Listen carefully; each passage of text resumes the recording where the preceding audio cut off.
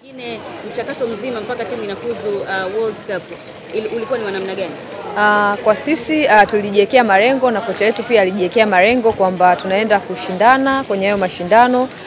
Ni mara yetu ya kwanza, lakini tukipambana tutafanya vizuri, na kweli tulivyoenda kule Morocco hatujawahi kucheza mchezo, lakini ndio mara yetu ya kwanza, lakini kila mmoja alikuwa na morali ya kutosha na tumefanya vizuri na kila mmoja ameona Zungumzia kwa uchache mchezo huu wa futsal kwa mtazamo wako, ni mara yako ya kwanza kucheza, wewe umeuonaje? Na kipi ambacho nawashauri mabinti wengine ambao wanacheza football 11 kuingia kwenye futsal? Kwa mimi naona, kwa sababu hata kama sisi ambao tunacheza football lakini tumeenda kwenye futsal tumeuweza, kwa hiyo hata wao pia watoto ambao wako majumbani wanauweza pia. Kwa hiyo mimi naomba watu wajitokeze kwa wingi kucheza mchezo wa futsal, kwa sababu mchezo wa futsal pia ni mzuri sana na ukiwa unaujua utaenjoy sana. Na utofautisha vipi football na futsal? Kiukweli una utofauti mkubwa, kwa sababu kupasia ni kule, lakini kuna aina jinsi ya kucontrol na vinginevyo. Hata kwenye kurusha mpira hauwezi kurusha na mikono, utaweka kwenye chuck chini ndio utaanzisha. Kwa hiyo kuna sheria ziko tofauti, lakini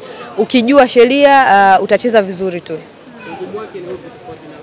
Ugumu kiukweli, cha kwanza pia mazoezi yake na hata sheria zake pia, kwa sababu inatuia hata sisi wenyewe ni mara kwanza tulikuwa tunapata ugumu, kwa sababu tushazoea football, kwa hiyo tunataka kucheza kama football, lakini mchezo wenyewe hauko kama football, yani uko tofauti, yani baadhi ya vitu ndio vinafanana, lakini mchezo wenyewe uko tofauti kabisa na football na sheria zake.